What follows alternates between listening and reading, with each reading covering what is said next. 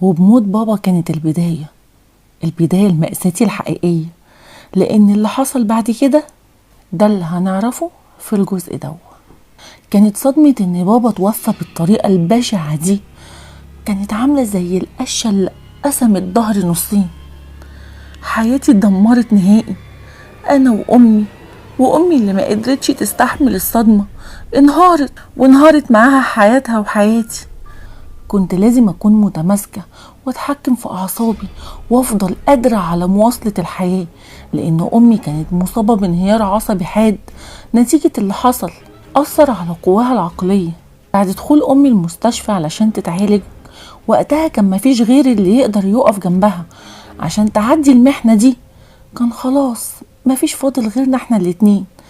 لكن الشيء الغريب ان جين العروسة كانت اختفت تماما، اختفت بعد انفجار عربية بابا. عشان كده كنت متأكدة انها اتحرقت هي كمان، واكيد اتحولت لرماد. ساعتها كنت واثقة ان جين صديقتي الامريكية وجين العروسة هديتها اختفوا من حياتي للأبد.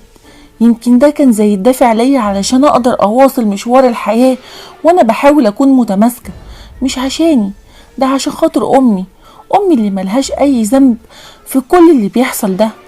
في الوقت ده انا كنت قاعدة معاها اقامة كاملة في المستشفى، والحمد لله مع العلاج ومرور الوقت اتحسنت حالتها الصحية وبقت افضل بكتير عن الاول. على الاقل بدأت تتعرف على الناس اللي حواليها، وبدأت تبقى عندها ادراك شوية وترجع لحالتها الطبيعية. حتى الدكتور وقتها قال لي خلاص اطمني، والدتك بقت كويسة وافضل بكتير عن الاول. الحمد لله العلاج ووجودها معانا هنا في المستشفى كان ليه اثر واضح على حالتها الصحية. انا اتوقع خلال الايام الجاية هتروح معاكي البيت. بصيت له بنظرة حزن وحاولت ابتسم وانا بقول له يعني هترجع حالة امي زي الاول؟ اشك في كده. كل اللي بتمناه انها ترجع تاني وترجع رغبتها في الحياة. قاطعني وهو بيقول بنظرة تفاؤل ليه كل التشاؤم ده؟ انا قلتلك قبل كده ان والدتك بقت احسن من الاول بكتير. عموما لازم تقنعي نفسك بكده، لان ده مفيد جدا في حالة والدتك الصحية. سرحت شوية، بعدها اتنهدت بحزن قبل ما ارد عليه. ان شاء الله يا دكتور، والحمد لله على كل حال. بعد ما خلص كلامي مع الدكتور خرجت من المستشفى وروحت على الفيلا بتاعتنا عشان اجيب من هناك شوية حاجات. المهم ركبت عربيتي وانا في الطريق كنت بفكر في حاجات كتير. كنت شايفة كل الاحداث اللي حصلت لي قدام عينيا كأنها شريط فيلم سينمائي شغال قصادي. كنت مهمومة وحزينة، وكان ألف سؤال بيدور في ذهني. كان أهم سؤال هو يا ترى كده خلاص حكايتي انتهت مع جين وعروستها؟ كده خلاص العروسة اتحرقت وتحولت هي كمان لرماد وما عادش ليها وجود؟ خلاص كده بموت بابايا انتهت مأساتي مع العروسة الملعونة اللي كانت زي العروسة أنابيل الموجودة لغاية دلوقتي في متحف في الولايات المتحدة، ولسه لعنتها موجودة لغاية دلوقتي. عشان كده إدارة المتحف الموجودة فيه حطتها في صندوق مصنوع من الإزاز، وممنوع على زوار المتحف إنهم يلمسوه. حتى أي حد بيحاول يتصور معاها من غير ما ياخد إذنها بتحل عليه لعنتها زي ما بيقولوا. كنت مستغربة دايما من الحكاية دي، لكن دلوقتي كنت متأكدة ان نفس حكايتها اتكررت معايا بالحرف الواحد، وجين هي أنابيل. وكان في سؤال شاغلني كنت بحاول الاقي اجابة عليه، لكن للأسف ما كنتش لاقية اي اجابة على سؤالي ده غير ان جين صديقتي الامريكية هي اللي السبب في كل اللي جرالي. وكنت متأكدة كمان انها كانت عايزة تنتقم مني بطريقتها البشعة دي، لان رامي فضلني عليها وحبني انا واتجوزني كمان، ورفضها هي مع انها كانت بتحبه هي كمان. بس كنت هعمل ايه بقى؟ كده يا جين تعملي كده في صاحبتك واخت زي ما كنتي بتقولي. صدق من قال احذر عدوك مرة واحذر صديقك 1000 مرة، فإن الصديق يعلم أين المضر. مر الوقت ووصلت الفيلا وركنت عربيتي في مكانها ودخلت بسرعة على الفيلا. وقتها كان كل همي اني ارجع المستشفى بسرعة عشان ما سيبش ماما لوحدها. كل الوقت ده وهي كانت فعلا محتاجاني جنبها.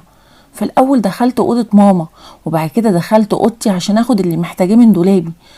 فتحت باب الدولاب عشان ألاقي المفاجأة اللي كانت في انتظاري، عشان ألاقي اللي عمري متوقعت إن أشوفه مرة تانية في حياتي. أيوة، ألاقي جيني العروسة قدامي بالظبط جوه الدولاب. كانت بتبصلي بنظرة غريبة، نظرة كلها تشفي وسخرية واستهتار، نظرة عمري ما هنساها في حياتي. بصيت لها أنا كمان، وكنت خلاص ما بقتش خايفة منها، لأنها هتعمل إيه فيا أكتر من اللي عملته. عشان كده صرخت فيها وانا بقول: هو انت عايزه مني ايه بالظبط؟ هو انت متسلطه عليا يا شيخه؟ يا شيخه حرام عليكي وكفايه كده. هو انت ايه بالظبط؟ مالكيش نهايه. بعد ما قلت كده اخدتها من الدولاب ورميتها بكل قوتي على الارض، وفضلت ادوس عليها برجلي وانا بصرخ وبقول: موتي بقى منك لله، دمرتي حياتي، انت اكيد ملعونه، ايوه انت اكيد بتسكنك روح شريره. بعد ما قلت كده سمعت ضحكه غريبه، كانت ضحكة طفلة، كانت نفس ضحكة نورين بنتي. كنت سامعة الضحكة وكأنها بمؤثرات صوت في مشهد فيلم رعب. كنت سامعاها كأنها جاية من بعيد، وكأنها جاية من أعماق الجحيم. بعد ما سمعت الضحكة دي ما قدرتش أتملك نفسي وأتحكم في أعصابي أكتر من كده، لأني بدأت أخاف، لأن بدأ الخوف يتملك مني. مش الخوف بس، لأ، ده رعب وفزع كمان. عشان كده أخدت بعضي وجريت بأقصى سرعة وخرجت من الفيلا، وركبت عربيتي بسرعة وأنا منهارة من العياط. ضغطت على دواسة البنزين بكل قوتي وجريت بعربيتي ناحية المستشفى عشان أروح لماما. لما وصلت المستشفى كانت في انتظاري اللي هزمني نفسيا وحولني لإنسانة تانية غير اسمة اللي كنت أعرفها. حولني لآلة انتقام، للانتقام اللي كانت السبب في كل اللي حصل لي. أكيد الانتقام من جين صاحبتي الأمريكية، لأني لما وصلت للمستشفى لقيت حريق كبير فيها، وكانت عربيات المطافي بتحاول تسيطر عليه وإنها تطفيه. كان حريق كبير، وكانت النار في الدور الثالث اللي فيه أوضة ماما. لما شفت مشهد الحريق وقتها صرخت صرخة واحدة كانت بألف صرخة وصرخة، وكان المتوقع ان اقع على الارض وافقد الوعي، لان اعصابي كانت خلاص مش قادرة تستحمل اكتر من كده. لما رجعلي الوعي تاني لقيت نفسي نايمة على سرير في اوضة في مستشفى. كنت مش قادرة افتح عينيا، وكنت مش قادرة اتكلم، كأني فقدت القدرة على الكلام. وقتها كان عندي احساس اني لسه فاقدة الوعي، لكن لما سمعت حد بيقول: الحمد لله على سلامتك، ان شاء الله تكوني بخير. عشان كده فتحت عينيا بصعوبة وبصيت ناحية الصوت. ساعتها شفت ممرضة واقفة جنب السرير، وهي اللي كانت بتكلمني، وحسيت ان وعي رجعلي تاني. وكان اول كلمة اقولها: امي. لقيت الممرضة بتتنهد بحزن وبترد عليا بصوت كله أسى: المهم انتي بخير، الحمد لله على سلامتك، وارجوكي بلاش اي اسئلة او انفعال، دي تعليمات دكتور مازن اللي بيتابع حالتك. حاولت اقوم من على السرير، لكن للأسف ما قدرتش. استسلمت للأمر الواقع ورجعت أسألها: من فضلك عايزة أعرف أمي جرالها إيه؟ أنا فاكرة الحريق والنار اللي كان في الدور اللي فيه أوضة أمي. هي فين أمي؟ حصل لها إيه؟ من فضلك قوليلي. بصت لي وقالت لي: البقاء لله، إنا لله وإنا إليه راجعون، والدتك اتوفت في الحريق. صدمة صعبة عليا، أنا كده فقدت آخر حاجة كنت عايشة علشانها. فقدت أمي اللي راحت ضحية الحريق اللي شب في الدور اللي كانت فيه أوضتها. الشيء الغريب إن كل اللي في الدور قدروا ينقذوهم ما عدا أمي اللي كانت الضحية الوحيدة اللي اتحولت لهيكل عظمي أكلته النار. وكأن كل المقصود من الحريق ده هو أمي وبس. وقتها كنت متأكدة إن جين العروسة هي اللي ورا الحريق، وإن كان المقصود منه موت أمي بنفس الطريقة اللي مات بيها رامي ونورين وبابا. ودلوقتي أمي الحاجة الوحيدة اللي كانت باقيالي في الدنيا دي كلها. كنت المفروض إني أنهار بعد موت أمي وأفقد أي أمل أو رغبة في الحياة، لكن الرغبة في الانتقام من جين صديقتي واللي كانت السبب في كل ده ادوني الرغبة والدافع إني أقاوم إحساسي بالانهيار.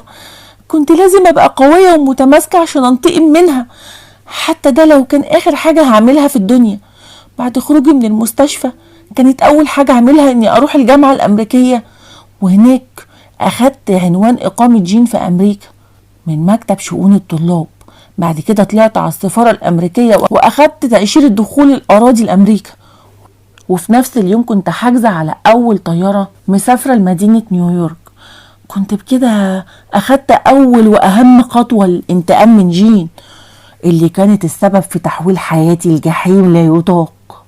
وهنعرف حصل إيه في الجزء الجاي.